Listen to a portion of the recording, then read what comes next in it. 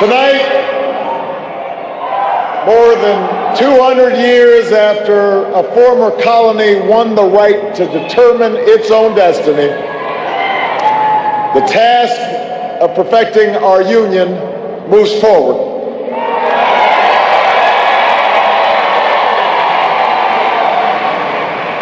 It moves forward because of you. It moves forward because you reaffirmed the spirit that has triumphed over war and depression, the spirit that has lifted this country from the depths of despair to the great heights of hope, the belief that while each of us will pursue our own individual dreams, we are an American family and we rise or fall together as one nation and as one people.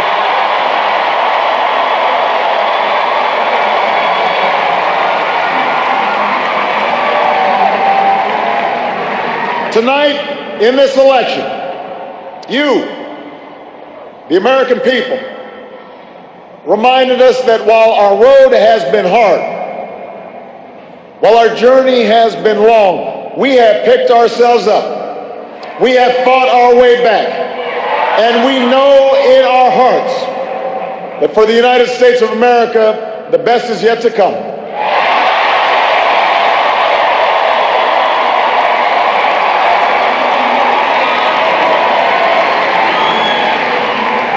I want to thank every American who participated in this election.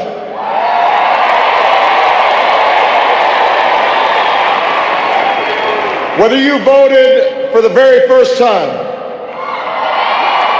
or waited in line for a very long time. By the way, we have to fix that.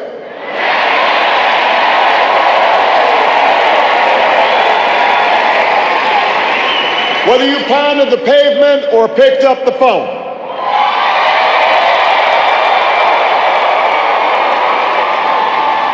Whether you held an Obama sign or a Romney sign, you made your voice heard, and you made a difference. I just spoke with Governor Romney, and I congratulated him and Paul Ryan on a hard-fought campaign.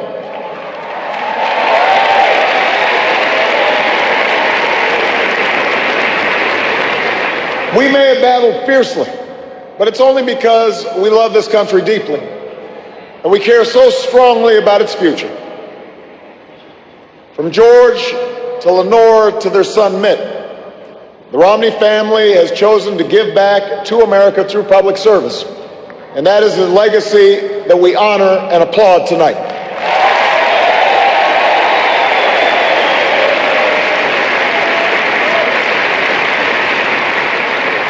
In the weeks ahead, I also look forward to sitting down with Governor Romney to talk about where we can work together to move this country forward.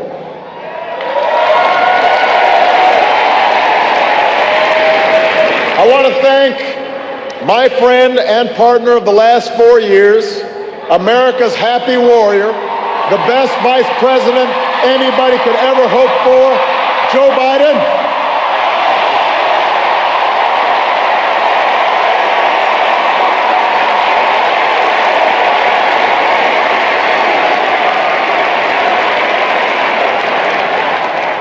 And I wouldn't be the man I am today without the woman who agreed to marry me 20 years ago.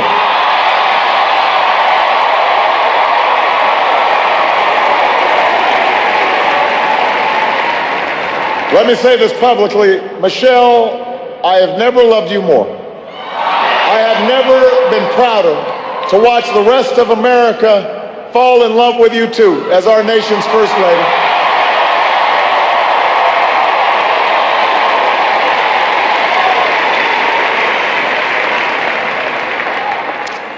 Sasha and Malia, before our very eyes, you're growing up to become two strong, smart, beautiful young women, just like your mom. And I'm so proud of you guys. But I will say that for now, one dog's probably enough.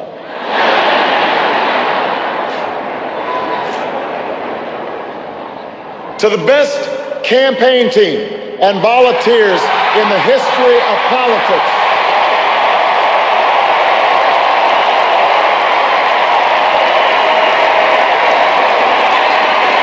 The best.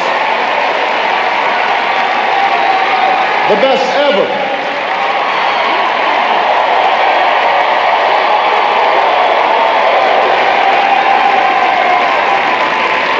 Some of you were new this time around, and some of you have been at my side since the very beginning. But all of you are family. No matter what you do or where you go from here, you will carry the memory of the history we made together. And you will have the lifelong appreciation of a grateful president. Thank you for believing all the way through every hill, through every valley. You lifted me up the whole way, and I will always be grateful for everything that you've done and all the incredible work that you put in.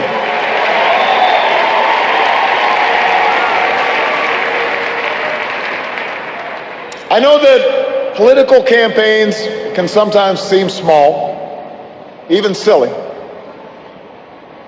And that provides plenty of fodder for the cynics who tell us that politics is nothing more than a contest of egos or the domain of special interests.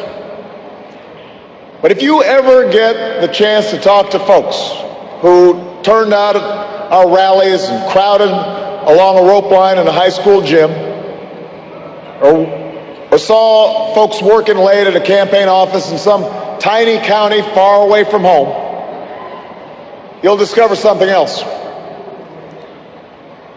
You'll hear the determination in the voice of a young field organizer who's working his way through college and wants to make sure every child has that same opportunity.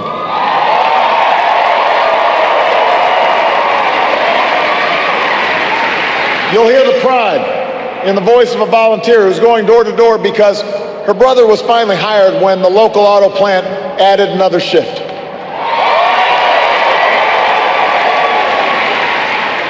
You'll hear the deep patriotism in the voice of a military spouse who's working the phones late at night to make sure that no one who fights for this country ever has to fight for a job or a roof over their head when they come home.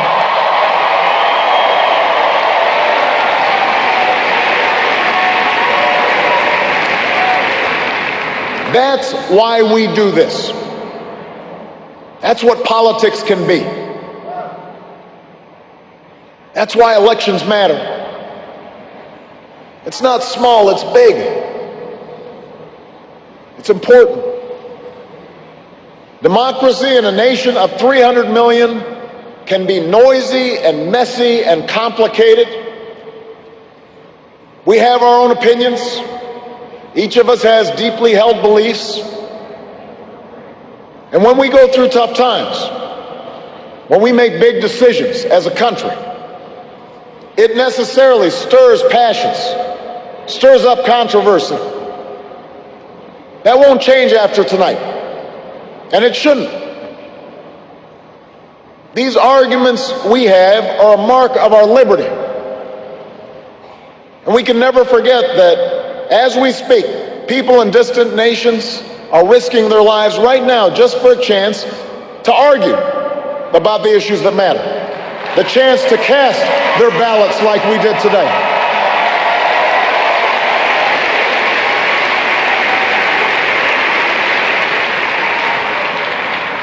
But despite all our differences, most of us share certain hopes for America's future. We want our kids to grow up in a country where they have access to the best schools and the best teachers. A country that lives up to its legacy as the global leader in technology and discovery and innovation, with all the good jobs and new businesses that follow.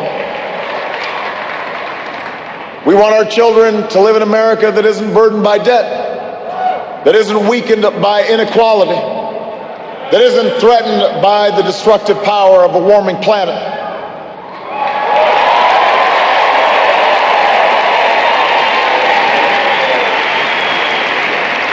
We want to pass on a country that's safe and respected and admired around the world. A nation that is defended by the strongest military on earth and the best troops this world has ever known.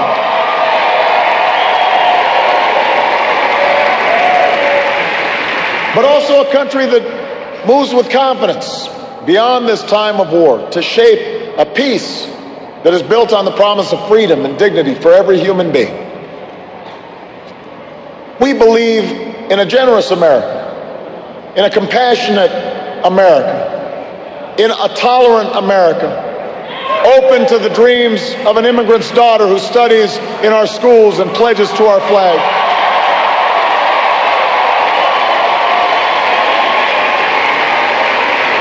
To the young boy on the south side of Chicago who sees a life beyond the nearest street corner.